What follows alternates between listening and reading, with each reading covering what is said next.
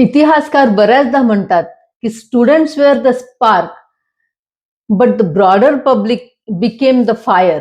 हे पहिलं स्टुडंटचं आंदोलन नाहीये. ह्याच्या आधी 2 आंदोलनं अगदी सक्सेसफुली झाली आहेत. एक आंदोलन म्हणजे साऊथ कोरियामध्ये झालं. ते झालं 1987 मध्ये लोकशाहीसाठी. अनेक स्टुडंट्स एकत्र आले कारण त्यांना लोकशाही आणायची होती. त्यांना हुकुमशाही संपवायची होती. आणि हे अनेक स्टुडंट जेव्हा एकत्र आले तेव्हा त्यांनी एक घोषणा करायला सुरुवात केली. मिन जू जुई मानसे, याचा अर्थ आहे लोकशाही चिरायू हो. असे ते जोरजोरात घोषणा करून अनेक स्टुडंट्स त्यावेळेला एकत्र आले. त्याच्यामध्ये एक स्टुडंट ऍक्टिव्हिस्ट सुद्धा होते ज्यांचा जेलमध्ये मृत्यू झाला कारण पोलिसांनी गोळीबार केला की त्यांना मारलं काय असं काहीतरी झालं, पण त्यांचा जेलमध्ये मृत्यू झाला. आणि त्याच्यानंतर ऍक्च्युली जे स्टुडंट्स जे मोर्चा करत होते, स्टुडंट जे आंदोलन करत होते, त्याच्यामध्ये बाकीचे लोक सुद्धा अचानकपणे एक दिवस सगळे ऑफिसेस बंद करून त्या आंदोलनामध्ये सामील झाले. कारण त्यांना पोलिसांनी जे काही केलं ते मुळीच आवडलं नाही आणि त्यांना पण असं वाटलं की लोकशाही ही आलीच पाहिजे. आणि ते आंदोलन अर्थात खूप सक्सेसफुल झालं. लोकशाही मधले अनेक देशांपैकी साऊथ कोरिया हे सुद्धा एक चांगली लोकशाही आहे असा देश मानण्यात येतो. दुसरं म्हणजे इंडोनेशियामध्ये 1998 मध्ये एक आंदोलन झालं. हे आंदोलन आर्थिक परिस्थितीमुळे होतं. विद्यार्थी किंवा स्टुडंट अतिशय वैतागले होते कारण त्यांना जॉब मिळत नव्हते, गरिबी वाढली होती देशामध्ये, त्यांची करन्सी हळूहळू खाली जात होती आणि त्याच्यामुळे सगळे विद्यार्थी खूप वैतागले आणि त्यांनी एक आंदोलन सुरू केलं. त्यावेळेला इंडोनेशियामध्ये जवळजवळ 32 वर्ष एकच मनुष्य राज्य करत होता, ज्याचं नाव होतं सिहार्तो. सिहार्तो हा व्यक्ती 32 वर्ष इंडोनेशियावर राज्य करत होता. तर सगळ्या स्टुडंट्सनी मिळून त्यावेळेला एक आंदोलन ह्याच्या विरुद्ध केलं की तुम्ही रिझाईन करा. हे आंदोलन सुद्धा खूप सक्सेसफुल झालं. त्याची घोषणा होती ही धूप महासिसवा, म्हणजे विद्यार्थी चिरायू होत. म्हणजे सगळ्या विद्यार्थ्यांनी मिळून जे आंदोलन केलं होतं त्याच्यासाठी ही एक घोषणा होती. अशा अनेक घोषणा होत्या, पण एवढंच सांगत होते ह्या सगळ्या घोषणा करून की आमच्या विद्यार्थ्यांचं भविष्य हे आम्ही उज्ज्वल करू. म्हणजे जो तुम्ही जे राज्य करतात त्याच्यावर तुम्ही राजीनामा द्या, म्हणजे हा देश सुधरेल आणि आमचं आयुष्य पुढचं चांगलं होईल. तर हे सुद्धा एक आंदोलन होतं जे अतिशय सक्सेसफुल झालं आणि 32 वर्ष राज्य करणाऱ्या मनुष्याला राजीनामा द्यावा लागला. आता हे जे भारताचं आंदोलन आहे कॉकरोच, तर हे सुद्धा कदाचित सक्सेसफुल होईल. त्यांचं खरं तर इतकं साधं त्यांचं म्हणणं आहे की शिक्षण मंत्र्याकडनं चूक झालीये तर शिक्षण मंत्र्यांनी राजीनामा द्यावा. इतकं साधं आहे ते. निदान गव्हर्नमेंटनी त्यांच्याशी बोलावं तरी, किंवा ते काय प्रिकॉशन्स घेणार आहेत पुढे हे तरी सांगावं. परंतु अजून सुद्धा गव्हर्नमेंटकडनं त्यांना काही सुद्धा ऐकण्यात आलं नाही, म्हणून हे आंदोलन आता आणखीन वाढतं आहे.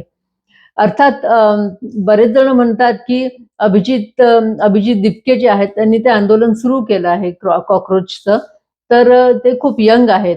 तर ते खरंच यंग तर आहेतच, त्यात काही प्रश्नच नाही, त्यांना एवढा अनुभव पण नाहीये. पण हे जे 2 आंदोलनं मी सांगितली त्याच्यामध्ये जे विद्यार्थी होते त्यांना सुद्धा काही अनुभव नव्हते. त्यांनी सुद्धा अचानकपणे हे सगळे आंदोलनं सुरू केली. तर खरं तर जर तुम्ही एकता दाखवली सगळी, आणखीन त्याच्यामध्ये खूप लोक जर सामील झाले, तर मला असं वाटतं कोणतं सुद्धा आंदोलन सक्सेसफुल होऊ शकतं.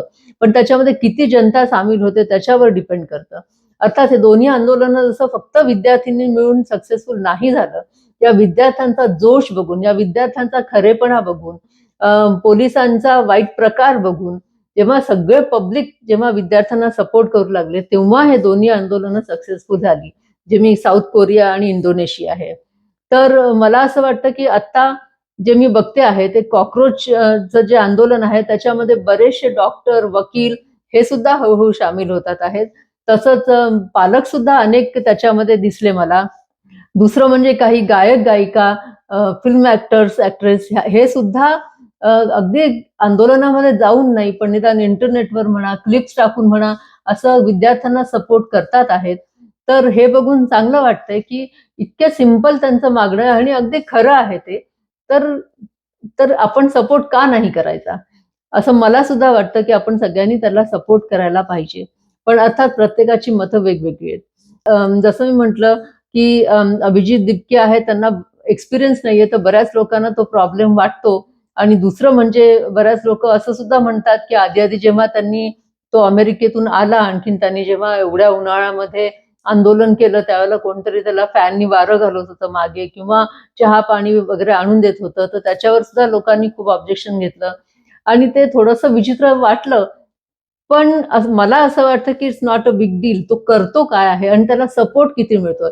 म्हणजे ठीक आहे, तो जरी चुकीचा असेल तरी बाकीचे लोक जर एवढे सपोर्ट करतात आहेत, आणि कारण मेन म्हणजे त्याचं जे आहे ते अगदी बरोबर आहे. त्यामुळे ठीक आहे, त्याला वारा घातला कोणतरी तर काय फरक पडतो. त्याचा जे उद्देश आहे त्या उद्देशासाठी तर तो जे काही करतोय ते बरोबर करतोय. तर आपण नक्कीच सपोर्ट करायला पाहिजे. असं ऐकलंय की काही काही पॉलिटिकल पार्टी सुद्धा त्याला सपोर्ट करतात आहेत.